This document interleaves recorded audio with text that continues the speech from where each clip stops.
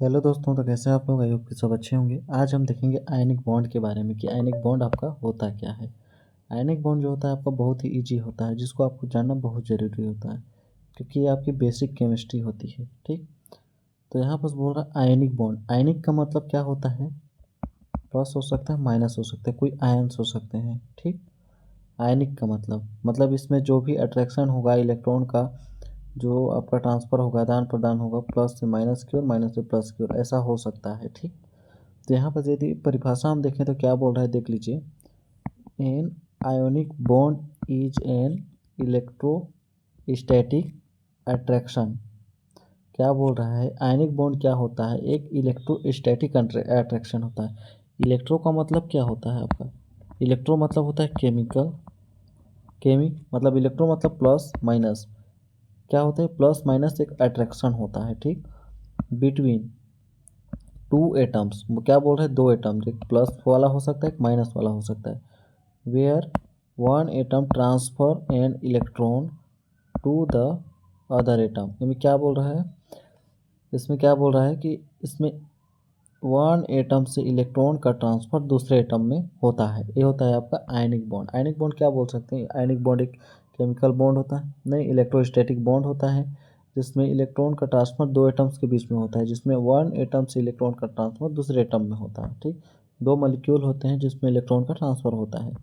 तो यदि हम एग्जाम्पल देखना चाहें सरल सा NaCl का, तो यहाँ पर देखिए, अगर Na का एटॉमिक नंबर निकालेंगे तो 11 होता है। ठीक, यदि इसका हम इलेक्ट्रॉनिक विन्यास निकालेंगे तो होता है 281। ठीक, और क्लोरीन का होता है आपका 17, तो इसका निकालेंगे तो हम 28,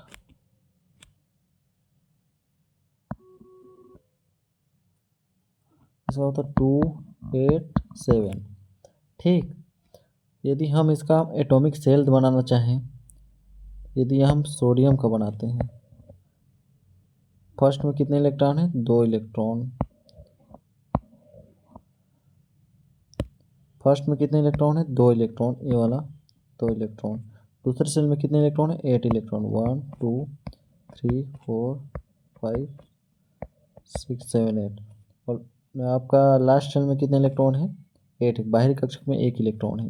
इसी प्रकार हम क्लोरीन का बनाना चाहें तो क्लोरीन में कितने इलेक्ट्रॉन है? फर्स्ट में 2 इलेक्ट्रॉन है, दूसरे में 8 इलेक्ट्रॉन हो गए,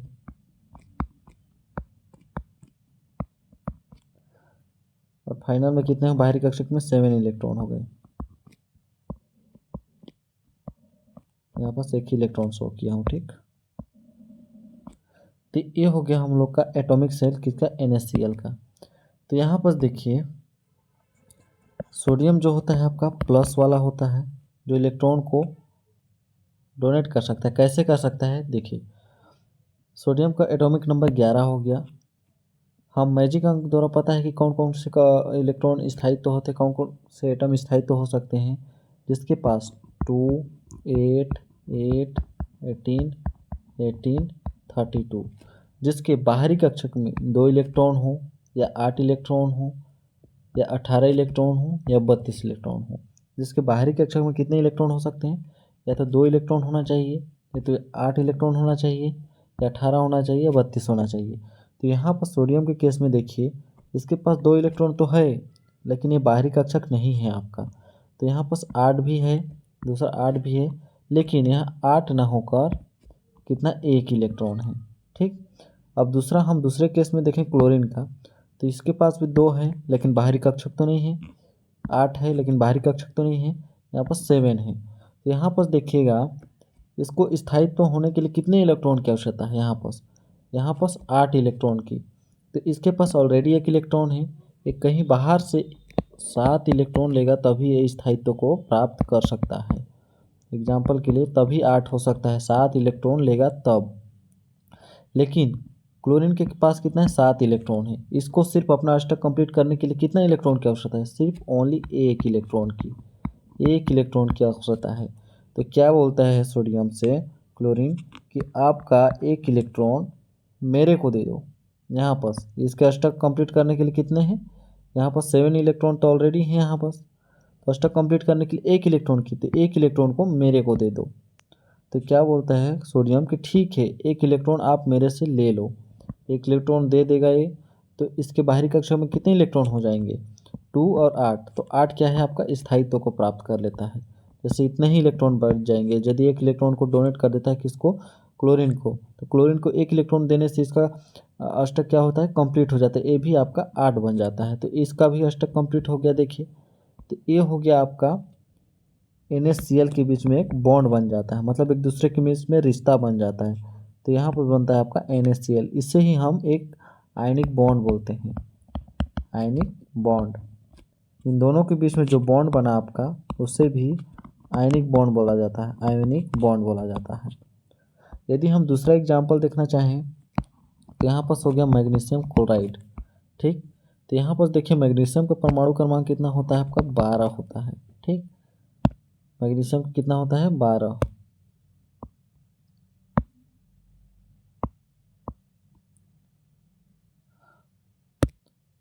तो यहाँ पर लिखना चाहें इसका तो 2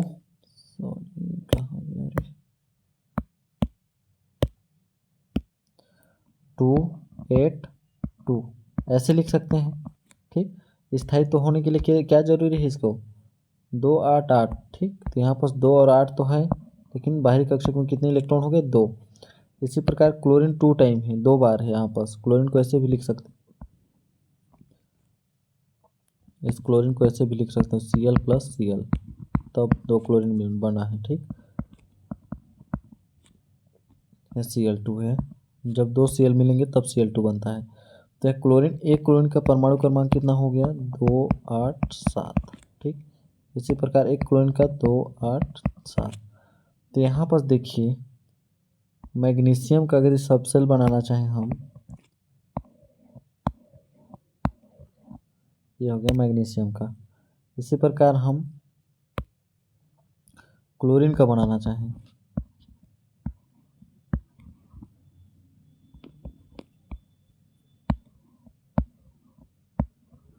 ये हो गया क्लोरीन का। ठीक, तो मैग्नीशियम के बाहरी कक्षक में कितने इलेक्ट्रॉन हैं, इसको होना कितना चाहिए था अष्टक कंप्लीट करने के लिए, 8 होना चाहिए था, 8 होना चाहिए, 18 होना चाहिए, लेकिन बाहरी कक्षक में कितने इलेक्ट्रॉन है, 2 इलेक्ट्रॉन। तो इसको हम कैसे लिख सकते हैं, यहाँ पर 2 इलेक्ट्रॉन हो गए नज़दीक वाले सेल पे। इसके बाद दूसरे में हो गया 8 इलेक्ट्रॉन,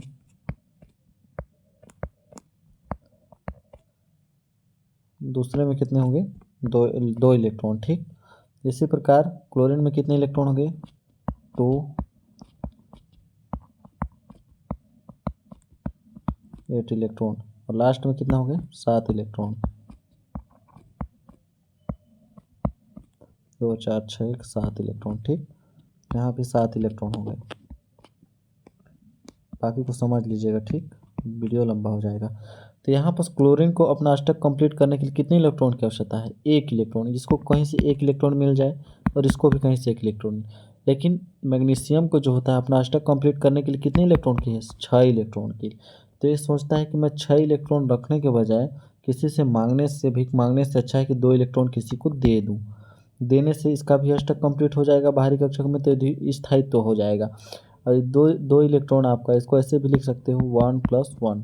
ठीक, तो इसको हम ऐसे भी लिख सकते हैं। तो यदि एक इलेक्ट्रॉन इस क्लोरीन को दे देता है तो इसका भी अष्टक कंप्लीट, एक क्लोरीन को इसको भी दे देता है एक इलेक्ट्रॉन, तो इसका भी अष्टक कंप्लीट, सेम टू सेम ऐसे